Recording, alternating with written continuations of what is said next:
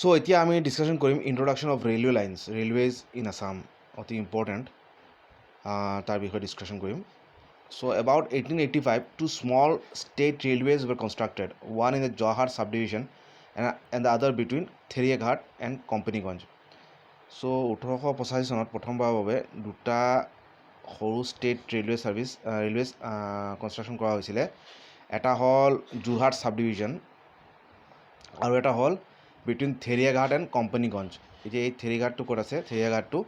এইটো ইষ্ট খাচী হিলছ মানে বৰ্তমান মেঘালয় আৰু এইটো কোম্পানীগঞ্জটো হ'ল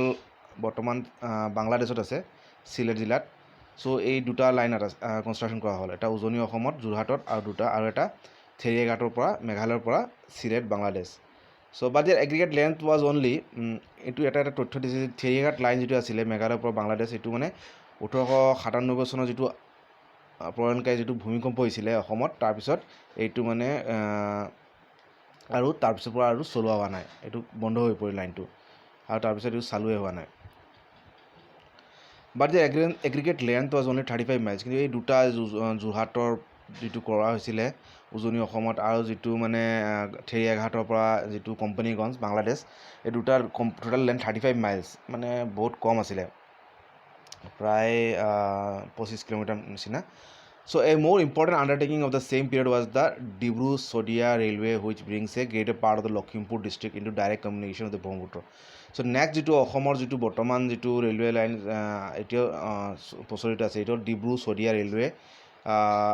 কনষ্ট্ৰাকশ্যন কৰা হ'ল আৰু এই লাইনটোৱে মানে লখিমপুৰ ডিষ্ট্ৰিক্টক মানে যিটো ব্ৰহ্মপুত্ৰ ভেলীৰ লগত ডাইৰেক্ট লিংক কৰি দিছিলে It is a private line 78 miles long and gives a good return to the shareholders এইটো মানে প্ৰাইভেটলি কনষ্ট্ৰাকশ্যন কৰা হৈছিলে আৰু ইয়াৰ দৈৰ্ঘ্যটো আছে 78 মাইলছ লং আৰু যিবিলাক মানে ইয়াৰ ভাল বিজনেছ হৈছিলে কাৰণ উজনি অসমৰ পৰা যিবিলাক মানে তেল কয়লা এইবিলাক কঢ়িয়াই নি যিটো নামনি অসমলৈ এই লাইনটোৱে লৈ আহিছিলে ডিব্ৰু-চদিয়া ৰেলৱে লাইন আৰু this was followed in 1895 by a small private railway from Tezpur to Balipara a distance of 20 miles ইয়াৰ পিছত 1895 চনত আৰু এটা small private railway line construction কৰা হ'ল এইটো তেজপুৰৰ পৰা বালিপাৰালৈ আৰু ডিষ্টেঞ্চ কিমান দৈৰ্ঘ্য কিমান আছিল লেনটো 20 mile But all these lines taken together shrink into insignificance when compared with the Assam's Bengal State Railway. আৰু উজনি অসম এই মেঘালয় বাংলাদেশৰ যিমানখিনি ৰেল নাছিলে মানে সৰু সৰু লেণ্ডবিলাক বেছি নাছিলে কাৰণ এই কনষ্ট্ৰাকশ্যনটো অতি দুৰ্গম আছিলে কাৰণ পাহাৰত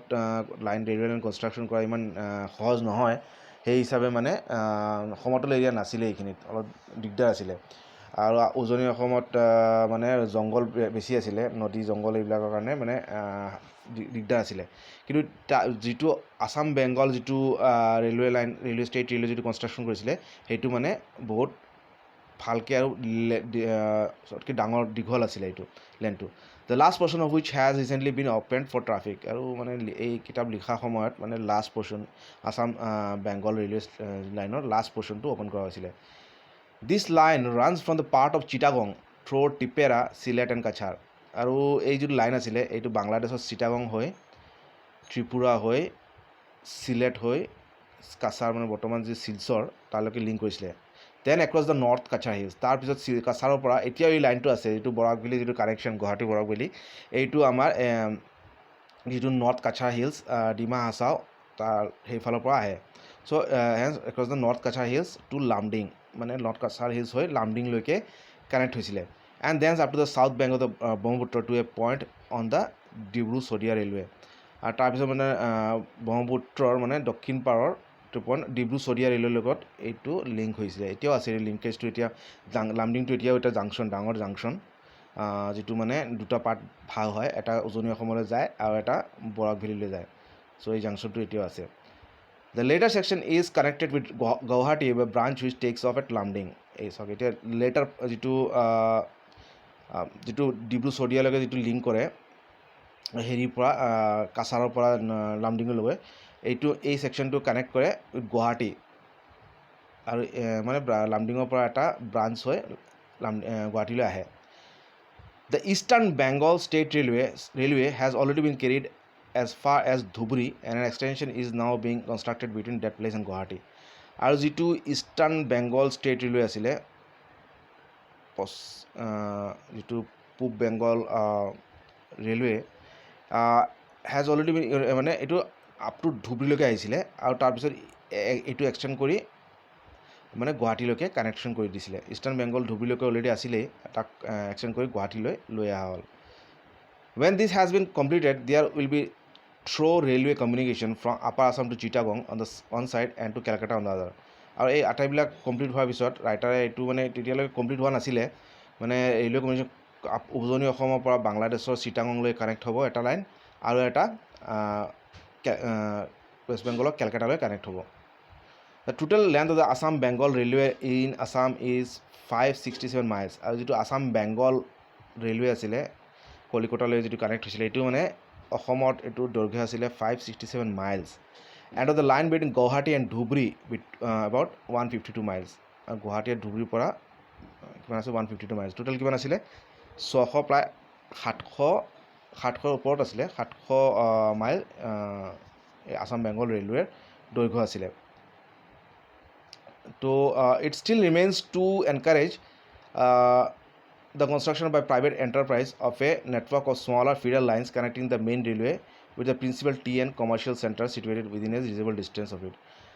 আৰু ৰাইটাৰে মানে গাইডে কৈছে সেই সময়ত মানে ফিডাৰ লাইন মানে সৰু সৰু ফিডাৰ লাইন মানে ক্ৰিয়েট কৰাৰ দৰকাৰ আছিলে কিন্তু এইবিলাক যিটো মেইন লাইন আছিলে কিন্তু সৰু সৰু লাইন যিবিলাক মানে যিবিলাক কমাৰ্চিয়েল চেণ্টাৰ আছে যেনেকৈ চাহ বাগিচা আছে বা যিবিলাক কয়লা হেৰি আছে সিহঁতৰ মানে লগত লিংক কৰাৰ মানে দৰকাৰ আছে কাৰণ কিয়নো যিটো চাহ কঢ়িয়াই আনিব লাগে বা কয়লা কঢ়িয়াই আনিব লাগে আৰু তাৰ মানে এই মেইন লাইনত লিংক কৰি দিলে মানে তেতিয়া মানে চাহ বা কয়লা অসমৰ পৰা বেলেগ ৰাজ্যত যাব ভাৰতৰ অন্যান্য ৰাজ্যত নিয়াটো অতি সহজ হৈ যাব আৰু এইটো দৰকাৰ আছে আৰু তাৰ কাৰণে মানে প্ৰাইভেট যিবিলাক কোম্পানী আছে সিহঁতক মানে ইনভলভ কৰাৰ কাৰণে ৰাইটাৰে কৈছে মানে সিহঁতক এনকাৰেজ কৰাৰ কাৰণে ৰাইটাৰে কৈছে এতিয়া আমি ডিছকাছ কৰিম মণিপুৰ এফেয়াৰ্ছ মণিপুৰত কি হৈ গ'ল তাৰ বিষয়ে অলপ আলোচনা কৰিম When Manipur was restored to Gambhir Singh, his levy was placed under 2 British officers and was paid and supplied with ammunition by the British government. যেতিয়া মানে মণিপুৰক মানে গম্ভীৰ সিঙক আকৌ মণিপুৰৰ ৰজা হিচাপে পুনৰ সংস্থাপন কৰা হ'ল তেতিয়া তেওঁৰ যিটো মানে টেক্স বা লিভাই যিটো আছিলে সেইটো দুজন মানে ইংৰাজ বিষয়া হাতত তত্বাৱধানত দিয়া হ'ল আৰু তাৰ বিনিময়ত তেওঁক মানে ৰেগুলাৰলি মানে আৰ্মছ এণ্ড এমুনিশ্যনছ হাতিয়াৰবিলাক ব্ৰিটিছ গভৰ্ণমেণ্টে ছাপ্লাই কৰিবলৈ ধৰিলে In 1834, Gambhir Singh died and the Kubo Valley was restored to Burma. 1836 চনত গম্ভীৰ সিং মৃত্যুবৰণ কৰিলে আৰু এইটো কুব ভেলী মণিপুৰৰ এইটো আকৌ বাৰ্মালৈ দি দিয়া হ'ল The Raja of Manipur receiving as compensation an allowance of 500 rupees a year. আৰু তাৰ বিনিময়ে যিজন মানে মণিপুৰৰ ৰজা আছিলে তেওঁ তাৰ কম্পেনচেশ্যন হিচাপে মানে বছৰত মানে 500 টকাকৈ পাবলৈ ধৰিলে ইংৰাজৰ পৰা In 1835, the assistance given to the levy was withdrawn and a political agent was appointed to reside at Manipur. 1835 চনত যিটো মানে বেনিফিট দি আছিলে ইংৰাজসকলে মণিপুৰৰ ৰজাক মানে সেইটো বন্ধ কৰি দিয়া হ'ল আৰু এজন পলিটিকেল এজেণ্ট নিযুক্তি কৰিলে যিজনে মানে মণিপুৰত থাকিব বা মণিপুৰৰ যিখিনি ৰাজনৈতিক যিবিলাক পৰিস্থিতি আছে সেইখিনি পৰ্যবেক্ষণ কৰিব In 1844, the Queen Dowager attempted to poison the regent but failed and the latter then usurped the throne and held it till his death in 1850. 1844 চনত কি হ'ল মণিপুৰৰ যিজন ৰজা ৰাণী আছিলে কুইন ডোৱাগাৰে কি কৰিছিলে নতুন যিজন মানে হেৰি হৈছিলে গম্ভীৰ সিঙৰ পিছত যিজন মণিপুৰৰ ৰজা হৈছিলে তাক মানে বিষ দি মাৰিব চেষ্টা কৰিছিলে কিন্তু বিফল হ'ল আৰু তেতিয়া কি কৰিলে নতুন যিজন ৰজা আছিলে তেওঁ মানে ৰাজসিংহাসনটো মানে কাঢ়ি ল'লে আৰু তাৰপিছত মানে 1850 চনলৈকে তেওঁ ৰাজত্ব কৰিলে মণিপুৰৰ His brother succeeded him but 3 months later he was ejected by the prince who had been dispossessed আৰু তাৰপিছত তেওঁক মানে তেওঁৰ ভাতৃয়ে তেওঁক গুচাই মানে মণিপুৰৰ ৰজা হ'ল কিন্তু 3 মাহ পিছত এই নতুন যিজন মণিপুৰৰ ৰজা হৈছিলে তেওঁ আকৌ মানে তেওঁৰ ভাতৃক গুচাই দিলে আকৌ আৰু নিজে আকৌ মণিপুৰৰ ৰজা হৈ গ'ল After a period of disorder, the British government determined to recognize and support the latter. নতুন যিজন ৰজা হ'ল গম্ভীৰ সিঙৰ পিছত কেইবাদিন পিছত মানে ইংৰাজসকলে তেওঁক মানে ৰজা হিচাপে স্বীকৃতি দিলে। During the next 17 years, there was no less than 8 risings, some of which were repressed by the Raja himself, while others were put down with the aid of British troops and police. আৰু ইয়াৰ পিছত আৰু অহা যিবিলাক মানে 1850 চনৰ পিছত মানে 1867 লৈকে মানে প্ৰায় 8টা মানে বিদ্ৰোহ হৈছিলে ৰজাৰ বিষয়ে নতুন যিজন ৰজাৰ মানে তেওঁৰ এগেইনষ্টত। আৰু এই যিটো বিদ্ৰোহ হৈছিলে এইটো মানে এই নতুন ৰজাই কি কৰিলে দমন কৰিছিলে, নিজেই কৰিব পাৰিছিলে, কিন্তু কিছুমান তেওঁ মানে ইংৰাজসকলৰ সহায় লৈ মানে এই যিবিলাক বিদ্ৰোহ আছিলে এইবিলাক দমন কৰিছে ইংৰাজ ট্ৰুপছ এণ্ড পুলিচ লৈ। It has already been mentioned that in the Naga War of 1879, the relief of Kohima was effected by the Maharaja's troops. যিটো নগা যিটো যুদ্ধ হৈছিলে 1879 চনত, যিটো কোহিমাত যিখিনি মানে ৰিলিফ মেজাৰ্ছ যিবিলাক ইংৰাজে যিবিলাক ফেচিলিটি দিব মানে খাদ্য বস্তু বা যিবিলাক দৰকাৰী সামগ্ৰী যিবিলাক কোহিমালৈ পঠিয়াইছিলে সেইবিলাক বন্ধ কৰি দিছিলে এই মণিপুৰৰ যিজন ৰজা আছিলে মহাৰাজা নৰসিংহই। সেই যিজনে মানে হেৰি কৰিছিলে গম্ভীৰ সিঙৰ পিছত যিজন মানে ৰজা হৈছিলে, ৰিজেণ্ট হৈছিলে বা ৰজা হৈছিলে। আৰু মানে in return for his service he was created a KCSI। আৰু তাৰপিছত ইংৰাজসকলে তেওঁক মানে এই যিটো ছাৰ্ভিচ মানে নাগা যুদ্ধত মানে যিটো ইংৰাজসকলৰ যিটো মানে হেল্প কৰিছিলে মহাৰাজা নৰসিংহই তেওঁক উপাধি দিছিলে KCSI উপাধি দিছিলে ইংৰাজসকলে। আৰু তেওঁৰ মৃত্যু হৈছিলে 1886 চনত 1886। He was succeeded by his son Surchandra. তাৰপিছত কোন ৰজা হ'ল? Surchandra. A rival claimant tried to seize the throne, but he was defeated by some military police from Kacha and deported to Hazaribagh. আৰু তেওঁ এই সুৰচন্দ্ৰক মানে সিংহাসন বহুৱাৰ আগতে এজন মানে তেওঁৰ শত্ৰুৱে মানে তেওঁৰ পাৱাৰটো কাঢ়ি ল'ব বিচাৰিছিলে, কিন্তু তেওঁক মানে ইংৰাজ সৈন্যই মানে মিলিটাৰী পুলিচ কাছাৰৰ আৰু ইংৰাজৰ কাছাৰৰ কিছুমান মিলিটাৰী পুলিচে মানে তেওঁক পৰাস্ত কৰি মানে তেওঁক হাজাৰিবাগলৈ খেদি পঠিয়ালে। এতিয়া দ্য ৰাইজিং অফ 1890, 1890 চনৰ 90ৰ যিটো বিপ্লৱ হৈছিলে সেইটো বিষয়ে আলোচনা কৰিম। In 1890, Surachandra was driven from the palace by the Yuvraj and took refuge with a political agent. 1890 চনত মানে সুৰচন্দ্ৰক তেওঁৰ মহলৰ পৰা ৰাজপ্ৰাসাদৰ পৰা খেদি দিলে যুৱৰাজে, আৰু তেওঁ তেতিয়া মানে যিজন পলিটিকেল এজেণ্ট আছে ইংৰাজৰ তেওঁৰ আশ্ৰয় ল'লে। Contrary to the agent's advice, he declared his intention of abdicating and left Manipur for Vrindavan. আৰু মানে যিটো মানে ইংৰাজ পলিটিকেল এজেণ্টে যিটো তেওঁক এডভাইচ দিছিলে তাৰ পৰিপন্থে তেওঁ মানে তেওঁৰ সিংহাসনটো পৰিত্যাগ কৰিব ক'লে আৰু মণিপুৰ এৰি তেওঁ বৃন্দাবনলৈ গুচি গ'ল। On reaching British territory, however, he repudiated his abdication and claimed the aid of the government of India. কিন্তু যেতিয়া মানে বৃন্দাবনলৈ গ'ল তেতিয়া তেওঁ মানে ক'লে যে তেওঁ সিংহাসন নেৰে আৰু মানে গভৰ্ণমেণ্ট অফ ইণ্ডিয়া বা ইংৰাজৰ মানে সহায় বিচাৰিলে আকৌ তেওঁ মণিপুৰৰ ৰজা বনাই দিয়াৰ কাৰণে। It was decided to confirm the Yuvraj as Raja, but the chief commissioner was instructed to remove from Manipur the Senapati or commander-in-chief who had instigated the revolution. আৰু তেতিয়া মানে ইংৰাজসকলে এইটো সিদ্ধান্ত ল'লে যে তেওঁক মানে যুৱৰাজ বনাই দিব লাগে, ৰজা মানে যিজন যুৱৰাজ আছিলে তেওঁক মানে আকৌ ৰজা বনাই দিব লাগে মণিপুৰৰ। কিন্তু তেতিয়া মানে যিজন চিফ কমিশ্যনাৰ আছিলে তেওঁক ইংৰাজসকলে এইটো ইনষ্ট্ৰাকশ্যন দিছিলে যে যিজন মণিপুৰৰ সেনাপতি আছে তেওঁক গুচাই দিব লাগে, কিয়নো তেওঁ মানে এই যে বিদ্ৰোহ কৰাত তেওঁ মেইন নায়ক আছিলে। সেই হিচাপে তেওঁক মানে তাৰ পৰা তেওঁ এইটো পদৰ পৰা বা মণিপুৰৰ পৰা তেওঁক সেনাপতি পদৰ পৰা তেওঁক বৰ্খাস্ত কৰিব লাগে, এইটো ইংৰাজসকলে তেওঁক ইনষ্ট্ৰাকশ্যন দিছিলে, ইংৰাজ চৰকাৰে তেওঁক ইনষ্ট্ৰাকশ্যন দিছিলে। এতিয়া আমি ডিছকাশ্যন কৰিম দ্য আৰ্থকুৱেক অফ 1897, 1897 চনৰ যিটো ভূমিকম্প হৈছিলে তাৰ বিষয়ে আলোচনা কৰিম।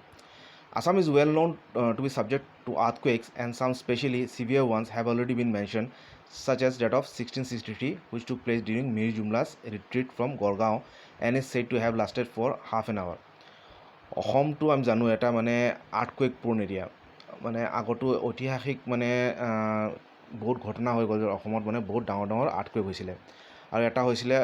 1663 1663 চনত, আৰু এইটো হৈছিলে মানে যেতিয়া মানে মিৰ জুমলা মানে অসমৰ পৰা গড়গাঁৱৰ পৰা তেওঁ আকৌ উভতি যোৱাৰ সময়ত এই আৰ্থকুৱেক হৈছিলে, আৰু এই আৰ্থকুৱেকটো লাষ্ট কৰিছিলে মানে আধা ঘণ্টাৰ কাৰণে, হাফ এন আৱাৰ। এনাডাৰ আৰু নেক্সট হৈছিলে এইটো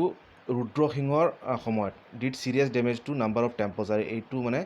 আৰ্থকুৱেকত বহুতো মানে অসমৰ বহুতো মন্দিৰ ধ্বংস হৈছিলে বাট ডেমেজ হৈছিলে। In modern times the Cachar earthquake of 1869 which did great local mischief, আৰু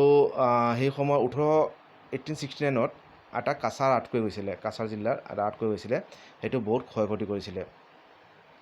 and the one of 1870 which caused some damage to houses in Shillong and Guwahati deserve mention, আৰু হৈছিল নেক্সট হৈছিলে 1875ত, য'ত মানে শ্বিলঙৰ আৰু গুৱাহাটীৰ বহুত ক্ষয় ক্ষতি হৈছিলে। But all recent seismic disturbances were completely thrown into the shade by that of June 12, 1897. কিন্তু ইমান এই যিমানে 1663 চনৰ 1869 চনৰ 1875 চনৰ যিবিলাক আৰ্থকুৱেক আছিলে, তাতকৈ ভয়ংকৰ যিটো আৰ্থকুৱেক হৈছিলে সেইটো আছিলে 12 June 1897। The focus of the earthquake was not far remove from Shillong, এইটো শ্বিলঙৰ মানে এপিচেণ্টাৰটো বা শ্বিলঙৰ আৰম্ভ হৈছিলে, এইটো শ্বিলঙৰ পৰা বেছি দূৰ নহয় আৰু। And in that neighbourhood the movements of the earth attained a magnitude and violence of which those who did not personally experience them can form no' conception, মানে এই আৰ্থকুৱেকটো যোনে মানে অভিজ্ঞতা কৰিছে তেওঁ মানে ইয়াৰ মেগনিটিউড বা ইয়াৰ প্ৰভাৱটো গম পাব, ইয়াৰ যিটো ক্ষয় ক্ষতি হৈছিলে সেইটো গম পাব। বেলেগ মানে যিবিলাক মানে পাৰ্চনেলি এক্সপিৰিয়েঞ্চ কৰা নাই তেওঁলোকে ইয়াৰ ভয়াৱহতাটো গম নাপাব। The surface of the ground moved in, মানে মাটি যিটো আছিলে মানে ভিতৰত সোমাই গৈছিলে এই আৰ্থকুৱেকৰ ফলত। Waves like those of the C, মানে মাটিত মানে এনেকুৱা মানে তলত সোমাই গৈছে, এনেকুৱা মানে সাগৰত যেনেকুৱা ঢেউ হয় তেনেকুৱা হৈ গৈছিলে। লাষ্ট ট্ৰিজ ৱেৰ ছুৱেট, ডাঙৰ ডাঙৰ মানে গছবিলাক উখৰি পৰিছিলে। Swayed backwards and forwards bending almost to ground, মানে এনেকুৱা মানে হেৰি হৈছিলে, বতাহত হালি গৈছিলে, একদম মাটিত লাগি গৈছিলে যেনেকুৱা, bending almost to ground. And huge blocks of stone were tossed up and down like peas on a drum, মানে ইমান ডাঙৰ ডাঙৰ পাথৰবিলাক মানে এনেকুৱা মানে বতাহে মানে উৰুৱাই নিছিলে, যেনেকুৱা মানে পিজ মানে সৰু সৰু মটৰ বা চানাৰ নিচিনা, চানা যেনেকুৱা মানে টেমা এটাত মানে হেৰি কৰিলে জোকাৰি দিলে যেনেকুৱা হয়, তেনেকুৱা মানে ডাঙৰ ডাঙৰ পাথৰবিলাক বতাহে জোকাৰি দিছিলে। In course of a few minutes or it may be seconds all masonry buildings were overthrown, আৰু অলপ কেইবাটা মিনিট অলপ সময়ৰ পিছত বা ছেকেণ্ডৰ পিছত যিমান বিল্ডিং আছিলে RCC বা মেচনাৰী বিল্ডিং আছিলে সেইবিলাক উখাৰি পেলাইছিলে। The destruction was almost as complete in Guwahati and Sylhet, মানে গুৱাহাটী আৰু চিলেটত এই ডিষ্ট্ৰাকশ্যনটো আৰ্থকুৱেকৰ মানে বেছি প্ৰভাৱ পৰিছিলে দুইটাতে। Large rents were made in the alluvial soil, আৰু ডাঙৰ ডাঙৰ মানে হেৰি হ'ল গাঁত হৈ গ'ল মাটিত। Sand and water were belched forth, মানে মাটিৰ পৰা মানে বালি আৰু পানী ওলাই আহিলে। And the beds of the rivers were silted up, আৰু এইবিলাক বালি গৈ কি হ'ল, নদীৰ যিবিলাক হেৰি আছিলে, নদীৰ যিবিলাক তল আছিলে মানে সেইটো মানে কি হ'ল ভৰ্তি হৈ গ'ল, মানে আকৌ ফ্লাডৰ চান্স হ'ব, মানে ইমান পাহাৰৰ বালি গৈ নদীত গৈ ভৰি গ'ল। Great alterations were made in the level of the country, আৰু যিটো মাটিৰ যিটো লেভেল আছিলে সেইবিলাকত বহুত সাল সলনি ঘটিল। কিছুমান ওখ ঠাইবিলাক মানে তলত সোমাই গ'ল, আৰু তলৰ মানে কিছুমান তলৰবিলাক ডাউনবিলাক জেগা আছিলে সেইবিলাক ওপৰত উঠি গ'ল, মানে এইবিলাক হয় ডাঙৰ ডাঙৰ ভূমিকম্পত, এইবিলাক হয় ডাঙৰ ডাঙৰ পাহাৰবিলাক সোমাই যায়, আৰু কিছুমান বস্তু আকৌ মানে ডাঙৰ ডাঙৰ পাহাৰো সৃষ্টি হৈ যায় এই আৰ্থকুৱেকৰ ফলত। Extensive tracts of land subsided and became unculturable, আৰু বহুত মানে খেতিপথাৰ কি হ'ল মাটিৰ তলত সোমাই গ'ল আৰু মানে খেতি কৰা যোগ্য নহ'ল। And in many places roads and railway embankments were utterly destroyed, আৰু বহুত জেগাত কি ৰাস্তা আৰু যিবিলাক নদী বান্ধ আছিলে সেইবিলাক কমপ্লিটলি মানে বেয়াকৈ ধ্বংস হৈ গ'ল, মানে ইমানে তাৰ ফলাফল আছিলে। More than 1,500 persons lost their life. আৰু প্ৰায় 1500 মানুহে মানে তেওঁলোকৰ জীৱন হেৰুৱাব লগা হ'ল, মৃত্যুবৰণ কৰিলে। চিফলি owing to landslides in the hills and the falling in of a river banks in Sylhet. আৰু বেছি যে 1500 মানুহ মৰিলে, বেছিভাগ মানে এই ভূমিস্খলনৰ ফলত মৰিছিলে আৰু কিছুমান মানে নদীত পৰি যোৱাৰ কাৰণে মৃত্যু হ'ল। এইটো চিলেটত মানে বহুত মানুহ নদীত পৰি মৰি গ'ল ভূমিকম্পৰ ফলত। Had the catastrophe occurred at night instead of in the afternoon, the loss of life must necessarily have been far greater. আৰু ৰাইটাৰে এইটোও কৈছে, যদি এই যিটো ধ্বংস যিটো ৰাতি হ'ল হয়, যদি মানে এইটো হৈছিলে দুপৰীয়া হৈছিলে, যদি ৰাতি হোৱা হ'লে তেনেহ'লে আৰু মানুহ মৃত্যুবৰণ কৰিলে হয়। Since this earthquake, the town of Borpeta has become almost uninhabitable in the rainy season. আৰু এই আৰ্টকুৱেকৰ ভূমিকম্পৰ পিছত আমাৰ বৰপেটা টাউনটো মানে বাৰিষা সময়ত মানে মানুহ থকাৰ যোগ্য হোৱা নাছিলে, কিয়নো তাতে বানপানী হৈছিলে। And the sub-division headquarter have been transferred to Bornagar on the Manas River. আৰু যেতিয়া মানে কি হ'ল আৰ্টকুৱেকৰ ফলত বৰপেটাৰ যিটো হেডকোৱাৰ্টাৰ আছিলে, বৰপেটা চাব-ডিভিজন হেডকোৱাৰ্টাৰ, সেইটো মানে ক'লৈ বৰনগৰলৈ লৈ গ'ল। এইটো মানস ৰিভাৰৰ পাৰত আছিলে, তালৈকে শ্বিফ্ট কৰি দিয়া হ'ল, মানে ইমানে ধ্বংস হৈছিলে। এতিয়া লাষ্ট আমি ডিছকাছ কৰিম amalgamation of Assam with north and east Bengal. যিটো অসমক নৰ্থ বেংগল আৰু ইষ্ট বেংগলৰ লগত জইন কৰি দিয়া হৈছিলে তাৰ বিষয়ে ডিছকাশ্যন কৰিম।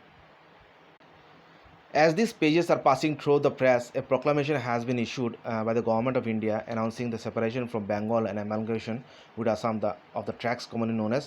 North and East Bengal, comprising the districts of the Dhaka, Chittagong and Rajshahi Commissionership, with the accession of Darjeeling and the addition of Malda. মানে যেতিয়া মানে তেওঁ ৰাইটাৰে এই কিতাপখন মানে লিখি মানে প্ৰেছত দিছিলে, মানে চপোৱা হৈ আছিলে, তেতিয়া মানে এটা ইংৰাজসকলে এটা অধ্যায় এটা ডিক্লেৰেশ্যন কৰিলে, অৰ্ডাৰ ওলালে, যাৰ ফলত মানে অসমক মানে নৰ্থ আৰু ইষ্ট বেংগলৰ যিখিনি অংশ আছিলে তাৰ লগত লগাই দিব। আৰু যি মানে ঢাকা, বাংলাদেশৰ যিটো কেপিটেল ঢাকা চিটি, তাৰপিছত চিটাগং বাংলাদেশত আছে, ৰাজশ্বাহী, এইবিলাক বাংলাদেশৰ ডিষ্ট্ৰিক্ট, আৰু ৱেষ্ট বেংগলৰ যিখিনি মালদা প্ৰভিন্স আছিলে এইবিলাক মানে অসমৰ লগত লগাই দিয়া হ'ল। আৰু অকল দাৰ্জিলিঙক বাদ দি মানে গোটেইখিনি মানে North and east Bengal area হৈ গ'ল, মানে অসমকো বেংগলৰ লগত সোমাই দিয়া হ'ল। The whole of this area will form a new province to be known as East Bengal and Assam. আৰু এই গোটেইখিনি এৰিয়া লাগি এটা নতুন প্ৰভিন্স এটা সৃষ্টি কৰা হ'ল, এইটোৰ নাম হ'ল east Bengal, province of east Bengal and Assam, and will be administered by lieutenant governor. তাৰমানে আৰু ইয়াত কোনে শাসনভাৰ চম্ভালিব? লেফটেনেণ্ট বা লেফটেনেণ্ট গভৰ্ণৰে। It will have a board of revenue, আৰু এই এৰিয়াৰ মানে এটা সুকীয়াকৈ এটা ৰাজহ বিভাগ থাকিব, এণ্ড এ লেজিছলেটিভ কাউন্সিল, আৰু এটা বিধায়ক মণ্ডলী থাকিব, legislative council. But the supreme civil and criminal jurisdiction will still be exercised by the High Court of Calcutta. কিন্তু এটা লেজিছলেটিভ কাউন্সিল থকাৰ পৰিৱৰ্তেও মানে যিটো এইবিলাক মানে ডাঙৰ যিবিলাক চিভিল এইবিলাক আৰু যিবিলাক ক্ৰিমিনেল জুৰিছডিকশ্যন, যিবিলাক অসামাজিক যিবিলাক মানে ক্ৰিমিনেল এইবিলাক গোচৰবিলাক কোনে চাব? এইবিলাক হাইকোৰ্ট অফ কেলকাটাই চাব। মানে কেলকাটা হাইকোৰ্টৰ তত্বাৱধানতে মানে এইখিনি চলিব, গোচৰবিলাক চলিব, ডাঙৰ গোচৰবিলাক চলিব। চ' এইখিনি আছিলে মানে এই চেপ্টাৰটোৰ মানে important events of the British rule, এইটোৰ এতিয়া শেষ হ'ল। চ' আশা কৰিছোঁ আপোনাৰ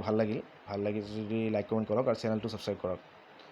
পুনৰ নেক্সট ক্লাছত লগ পাম। Thank U.